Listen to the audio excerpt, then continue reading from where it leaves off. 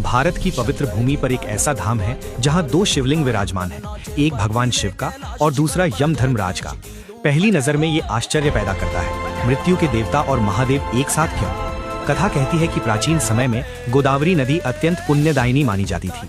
ऐसा विश्वास था कि जो भी जीव उसमें श्रद्धा से स्नान करे उसे जन्म मरण के बंधन से मुक्ति मिल जाती है।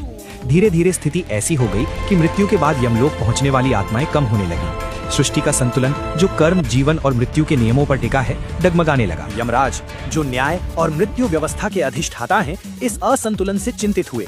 यदि हर कोई सीधे मोक्ष पाले तो कर्म फल का विधान अर्थहीन हो जाएगा। इस चिंता के समाधान हेतु उन्होंने भगवान शिव की घोर तपस्या आरंभ की।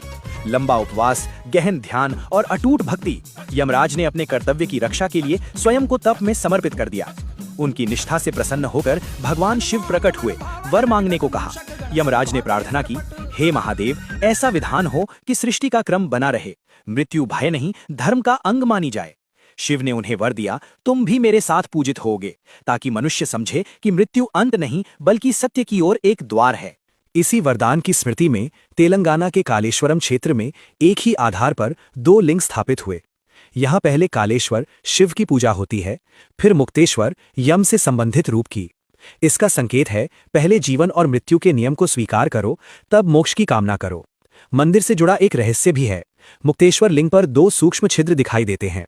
अभिषेक का जल उनमें डालने पर बाहर नहीं दिखता। मान्यता है कि वो जल भूमिगत धारा से गोदावरी में मिलता है, मानो भक्त की प्रार्थना सीधे प्रकृति और परम तत्व तक पहुंच रही हो। ये स्थान हमें सिखाता है, मृत्यु दंड नहीं, व्यवस्था है, और मोक्ष नियमों के सम्मान के बाद मिलने वाली कृपा। हर हर महादेव। ओम।